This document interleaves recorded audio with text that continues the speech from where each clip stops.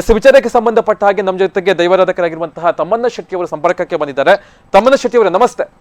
ನಮಸ್ತೆ, ಹೇಳಿ ಸರ್. ತಮ್ಮಣ್ಣ ಶೆಟ್ಟಿ ಅವರೇ, ತಾವು ಗಮನಿಸಿದ್ದೀರಿ ಈಗ ಮುಖೇಶ್ ಪಂಬದ ಅವರ ಒಂದು ನಡೆ ಅನ್ನುವಂಥದ್ದು, ಅಂದ್ರೆ ಈ ರಿಷಬ್ ಶೆಟ್ಟರ ಮಡಿಲಲ್ಲಿ ಮಲಗಿಕೊಂಡು ಸಮಾಧಾನ ಮಾಡುವಂಥದ್ದು, ಇದು ಯಾವ ಕ್ರಮ? ತಮಗೆ ತಾವು ಏನು ಅಭಿಪ್ರಾಯವನ್ನ ರಿಯಾಕ್ಟ್ ಮಾಡ್ತೀರಿ ವಿಚಾರಕ್ಕೆ ಸಂಬಂಧಪಟ್ಟ ಹಾಗೆ? ನೋಡಿ, ದೈವಾರಾಧನೆ ನಿಯಮಕ್ಕೆ ತದ್ವಿರುದ್ಧವಾದಂತ ವಿಚಾರ ನಡೆದಿದೆ. ಸಿನಿಮಾ ಮಾಡಿ ಆಲ್ರೆಡಿ ಕಾಂತಾರದವರು ಸಿನಿಮಾ ಮಾಡಿ ದೈವವನ್ನ ಬೀದಿಗಿಳಿದ್ರು. ಅದೇ ನಾವು ಮಾತಾಡ್ಲಿಲ್ಲ. ಆದ್ರೆ ದೈವಾರಾಧನೆಗೆ ಈಗ ದೊಡ್ಡ ಮಟ್ಟದ ಅಪಚಾರ ಆಗ್ತಾ ಇದೆ. ಯಾಕಂತ ಹೇಳಿದ್ರೆ ಅವರು ಸಿನಿಮಾ ಸೆಟ್ಟಿನಾಗೆಲ್ಲ ಮಾಡಿದ್ರೆ ಆಗ್ಲಿಕ್ಕಿಲ್ಲ. ಯಾಕಂತ ಹೇಳಿದ್ರೆ ದೈವಾರಾಧನೆಯ ನಿಯಮದಲ್ಲಿ ರಾಜನ್ ದೈವಗಳಿಗೆ, ಗ್ರಾಮ ಸಂಬಂಧಿ ದೈವಗಳಿಗೆ ಅರಿಕೆಯ ನೇಮ ಕೊಡುವ ನಿಯಮಗಳಿಲ್ಲ. ಅರಿಕೆಯ ನಿಯಮಗಳು ಕೊಡುವಂತ ನಿಯಮಗಳಿಲ್ಲ. ಮತ್ತೆ ಕಾಲವಾದಿ ನಿಯಮಗಳು ಅಂತ ಇರುವಂತದ್ದು. ಒಂದು ವೇಳೆ ಅದಕ್ಕೆ ದೈವಗಳಲ್ಲಿ ಅತ್ಯಂತ ಶ್ರೇಷ್ಠವಾದ ಅರಿಕೆ ಅಂತ ಹೇಳಿದ್ರೆ ಅದು ಧರ್ಮ ನೇಮ.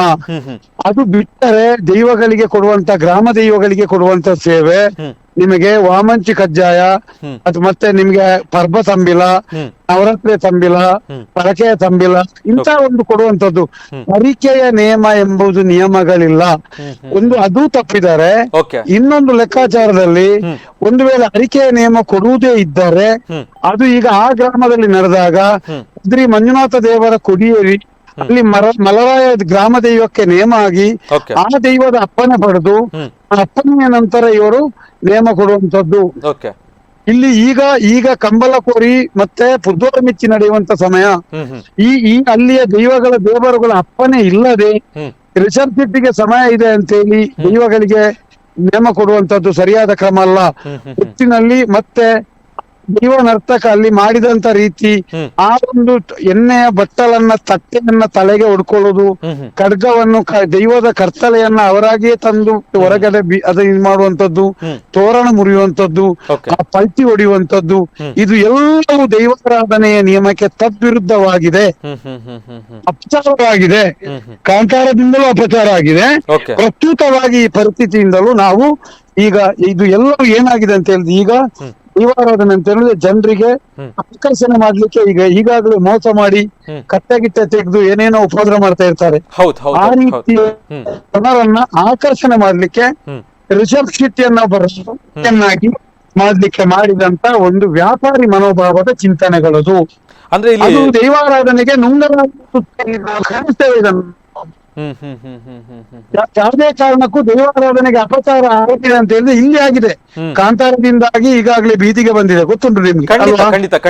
ಈಗ ಯಾಕೆ ಮತ್ತೆ ಇವರು ಅರಕೆ ನೆಪದಲ್ಲಿ ಮಾತಾಡಿ, ಧ್ವನಿ ಕೇಳಿಸ್ತಾ ಇಲ್ಲ, ಮಾತಾಡಿ. ನೆಟ್ವರ್ಕ್ ಇರೋ ಕಡೆ ಬಂದ್ ಮಾತಾಡಿ ತಮ್ಮಣ್ಣ ಶೆಟ್ಟಿ. ಅಲ್ಲ, ನೆಟ್ವರ್ಕ್ ಅಂತ ನಾವು ಸ್ವಲ್ಪ ಹೊರಗಿದ್ವಿ. ಹೇಳಿ, ಈಗ ಕೇಳಿಸ್ತಾ ಇದೆ, ಮಾತಾಡಿ. ನೋಡಿ, ಯಾವ ಪ್ರೀತಿಯಲ್ಲಿ ನೋಡಿ ಒಂದು ದೈವ ಮುಟ್ಟಬೇಕಿದ್ರೆ ವ್ಯಕ್ತಿಯನ್ನ ಆ ಒಂದು ಯಜಮಾನ ಗುರಿಕಾರ 1ನೇ ಗುತ್ತು 2ನೇ ಗುತ್ತವನಾಗಿರ್ಬೇಕು. ಮತ್ತೆ ಆತ ಶರ್ಟ್ ಬನಿಯಾನ ತೆಗೆದು ಉತ್ತರೀಯದಲ್ಲಿರ್ಬೇಕು, ಬಿಳಿಯ ಬಟ್ಟೆಯಲ್ಲಿರ್ಬೇಕು. ಯಾವ ಮುಗ್ಧತೆ, ಯಾವ ಕೊಂಡಾಟ ಮಾಡ್ತಾ ಇದ್ದ ಅದೇ ನಮ್ಮ ಈ ಪಂಜುರ್ಲಿ ರಿಷಬ್ ಶೆಟ್ಟಿಯ ಮಡಿಲಲ್ಲಿ ನಿಂತು ಆ ರೀತಿ ಇದ್ ಮಾಡ್ತಾ ಇದ್ದಲ್ಲ, ಏನ್ರಿ ಅರ್ಥ? ಅದು ಯಾರನ್ನು ಮೋಸ ಮಾಡೋದು? ಏನ್ ಬಟ್ಟೆ ಅದು? ಆ ವ್ಯಕ್ತಿಯ ಬಟ್ಟೆ ಏನು? ದೈವಾರಾಧನೆಗೆ ಬಣ್ಣಗಳಿರುವುದು 4. ಅದರಲ್ಲಿ ಇರುವುದು ಯಾವ್ದು ಗೊತ್ತುಂಟ? ಒಬ್ಬ ಯಾವುದೇ ಇರಬಹುದು, ಅದು ಅವ್ರು ಬಿಳಿಯ ಬಟ್ಟೆ, ಬಿಳಿಯ ವಸ್ತ್ರಧಾರಿ, ಕೆಂಪು ಬಟ್ಟೆಗಳನ್ನು ಇಡ್ಬೇಕಿತ್ತು ಇಲ್ಲಿ ಮಾಡುವಂತದ್ದು. ಒಟ್ಟಿನಲ್ಲಿ ಜನರನ್ನ ಒಂದು ರೀತಿಯಲ್ಲಿ ಆಕರ್ಷಿತ ಮಾಡ್ಲಿಕ್ಕೆ ವ್ಯಾಪಾರಕ್ಕೆ ಮಾಡಿದ್ದು ಸರಿಯಾದ ಕ್ರಮ ಅಲ್ಲ. ಖಂಡಿತೇವೆ. ದೈವ ಮುಂದಿನ ದಿನ ಗ್ರಾಮ ದೈವದಲ್ಲಿ ದೂರದ ಊರಿಂದ ಬಂದು ಅರಿಕೆ ಕೊಡುವ ನಿಯಮಗಳಿಲ್ಲ. ಅತಿಥಿಯಾಗಿ ಬರ್ಬೋದು, ಯಾರು ನೀವು ಬರ್ಬೋದು, ನಾನು ಬರ್ಬೋದು.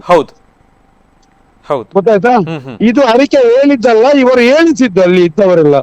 ಅಂದ್ರೆ 3 ಜನ ಅವರಕ್ಕೋಸ್ಕರ ಒಂದು ಟೀಮ್ಗಳು ತಯಾರಾಗಿದೆ ಅಷ್ಟೇ. ಅಂದ್ರೆ ಈಗ ಇದನ್ನ ಅಂದ್ರೆ ಮುಂದೆ ಇನ್ನೊಂದು ಚಿತ್ರ ಮಾಡುವಂತಹ ಪ್ರೇರೇಪಣೆ ಕೊಡುವಂತ ನಿಟ್ಟಿನಲ್ಲಿ ಮಾತುಕತೆಗಳು ಆಗಿರಲೂಬಹುದು ತಮ್ಮಣ್ಣ ಶೆಟ್ಟಿ ಅವರೇ, ಅಲ್ವಾ? ಅವರಿಗೆ ಚಿತ್ರ ಮಾಡಿದ್ದಾರೆ ನೋಡಿ, 100 ಕೋಟಿ 1000 ಕೋಟಿ ಬಂದಿದೆ ಅಂತ ಹೇಳ್ತಾರೆ. ಇವತ್ತು ಕಣ್ಣೀರು ಇರ್ತೇನೆ, ಕಣ್ಣೀರು ಇರ್ತದೆ. ಇವತ್ತಿಗೂ ಕಣ್ಣೀರಿದೆ ಅಂತ ಹೇಳಿದ್ರೆ 100 ಕೋಟಿ ಏನಾಯ್ತು? ಈಗ ನೋಡಿ, ನಮ್ಮ ತುಳುನಾಡಿನಲ್ಲಿ ಇಲ್ಲದೆ ಕೂಲಿ ಕೆಲಸ ಮಾಡುವ ನೆಮ್ಮದಿಯ ಬದುಕಿದೆ. ಈಗ 100 ಕೋಟಿ ದುಡಿಯುವವನಿಗೆ ಇವತ್ತಿಗೂ ಕಣ್ಣೀರಿದೆ. ದೈವ ಹೇಳ್ತಾ ಇದೆ, ನಿನ್ನ ಕಣ್ಣೂರಿರ್ತೇನೆ. ಹಾಗಾದ್ರೆ ಏನ್ ಸಮಸ್ಯೆ ರೀ?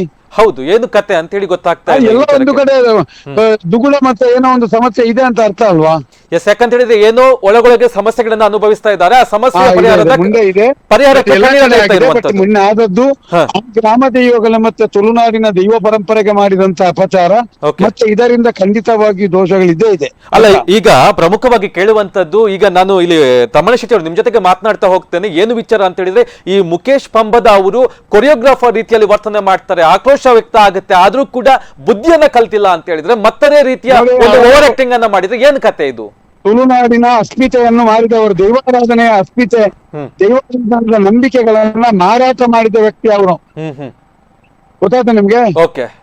ಅದರೊಟ್ಟಿಗೆ ಮಾಡಿ ಅದೇ ದೈವನರ್ತಕ ಸಂಪೂರ್ಣ ಮಾಡಿ ಅವರೊಟ್ಟಿಗೆ ವೇಷಭೂಷಣ ಮಾಡಿ ಅವರೊಟ್ಟಿಗೆ ಪ್ರಶಸ್ತಿ ಪಡೆದು ಅವರೊಟ್ಟಿಗೆ ಬಂದು ಅದೇ ನಾಟಕವನ್ನ ಮತ್ತೆ ಮುಂದುವರಿಸ್ತಾರಂತ ಹೇಳಿದ್ರೆ ಇದು ದೈವ ಮೆಚ್ಚುವ ಕೆಲಸವೋ? ಯಾರು ಈಗ ಮುಂದಿನ ದಿನಗಳಲ್ಲಿ ಇಂಥವನಿಗೆಲ್ಲ ದೊಡ್ಡ ಶಿಕ್ಷೆ ಆಗಬೇಕು. ಯಾಕಂತ ಹೇಳಿದ್ರೆ ಈ ರೀತಿ ದೈವದ ಅಸ್ಮಿತೆಯನ್ನ, ದೈವದ ರೀತಿ ನೀತಿಯನ್ನ ಮಾರಾಟ ಮಾಡಿದವನಿಗೆ ಯಾರು ಆಯುಧ ಕೊಡುವಾಗಿಲ್ಲ, ಯಾರು ಮತ್ತೆ ಪಡಿ ಹಾಕಿ ಕೊಡಬಾರ್ದು. ಇಂಥ ತಪ್ಪು ಮಾಡಿದವನನ್ನ ಎಲ್ಲಿಯೂ ಸೇವೆ ಸ್ವೀಕರಿಸಲಾಗಬಾರದು ಅಂತ ನಿರ್ಧಾರಗಳು ಮಾಡಬೇಕು. ತಮ್ಮಣ್ಣ ಶೆಟ್ಟಿ ಅವರೇ, ಇದು ಆಗ್ಲಿಲ್ಲ ಅನ್ನುವಂತ ಕಾರಣಕ್ಕೆ ಅಲ್ವಾ ಈಗ ಇಷ್ಟೆಲ್ಲ ಆಗ್ತಾ ಇರುವಂತದ್ದು? ಯಾಕಂತ ಹೇಳಿದ್ರೆ ನೋಡಿ, ಈಗ ಒಂದು ರೀತಿಯಲ್ಲಿ ಕೊರಿಯೋಗ್ರಾಫರ್ ಆಗಿ ಹೋದ್ರು, ಯಾಕಂತ ಹೇಳಿದ್ರೆ ಅವರನ್ನ ದೈವ ನರ್ತಕರು ಅಂತ ಹೇಳಿ ಅವರನ್ನ ಸಂಬೋಧಿಸುವಂತ ವಿಚಾರಗಳೇ ಮಾಡ್ತಾ ಇಲ್ಲ. ಕೆಲವೊಬ್ರು ನಾವು ಹಿರಿಯ ಜೊತೆ ಮಾತನಾಡಿದ ಸಂದರ್ಭ, ಈಗ ಮತ್ತೆ ಹೋಗ್ತಾ ಹೋಗ್ತಾ ಇದ್ದ ಹಾಗೆ ಅವರು ಕೊರಿಯೋಗ್ರಾಫರ್ ಆಗ್ತಾರೆ. ದೈವನರ್ತನಕ್ಕೆ ಹೇಗೆ ಅವರನ್ನ ಬಳಸಿಕೊಳ್ಳಲಾಗುತ್ತೆ? ಮಾರ್ಯ ಏನಿಲ್ಲ ರೀ, ಈಗ ನಂಬಿಕೆಗಳೇ ಉಳಿದಿಲ್ಲ, ಉತ್ತರ ಕೊಡ್ಲಿಕ್ಕೆ ಆಗುದಿಲ್ಲ. ಭಾರಿ ದೈವ ಸಂರಕ್ಷಣೆ ಇದೆಲ್ಲ ಮಾಡುವವರು ಎಲ್ಲರಿಗೂ ಭಾರಿ ತಲೆದಗ್ಗಿಸುವ ವಿಚಾರ ಅಲ್ಲ. ಈಗ ಅವರನ್ನ ದೈವ ಸೇವೆಗೆ ಕರೆಸಿಕೊಳ್ಳುವವರು ಕೂಡ ಯಾವ ಆಧಾರದ ಕರೆಸಿಕೊಳ್ತಾರೆ? ಯಾಕೆ ಅವರು ಗಮನಕ್ಕೆ ಹೋಗೋದಿಲ್ವಾ? ಜಾಗದಲ್ಲಿ ಅಲ್ಲಿಯ ತಂತ್ರಿಗಳಿರ್ಬೋದು, ಅಲ್ಲಿಯ ಇವ್ರು ಇರ್ಬೋದು, ಎಲ್ಲರೂ ಏನೋ ಒಂದು ಪ್ಯಾಕೇಜ್ ಫಿಕ್ಸ್ ಮಾಡ್ಕೊಂಡು ಸ್ವಲ್ಪ ಅಮೌಂಟ್ ಇದ್ ಮಾಡ್ಕೊಂಡಿದ್ದಾರೆ. ನಾನೀಗ ಕಾರ್ಯಕ್ರಮದ ಒತ್ತಡ ನಂದೀಗ ಮತ್ತೆ ಕನೆಕ್ಟ್ ಆಗ್ತಾ ಇಲ್ಲ, ಸ್ವಲ್ಪ ಈಗ ಕಾರ್ಯಕ್ರಮದ ಒತ್ತಡದಲ್ಲಿದ್ದೇನೆ ಇಲ್ಲಿ. ಈಗ ಏನಾದ್ರು ಇದ್ರೆ ಮತ್ತೆ ಮಾಹಿತಿ ಕೊಡ್ತೀನಿ. ಶೋರ್ ತಮ್ಮಣ್ಣ ಶೆಟ್ಟಿ ಅವರೇ, ಥ್ಯಾಂಕ್ ಯು ಇಷ್ಟೊತ್ತು ಮಾತನಾಡಿದಕ್ಕೆ.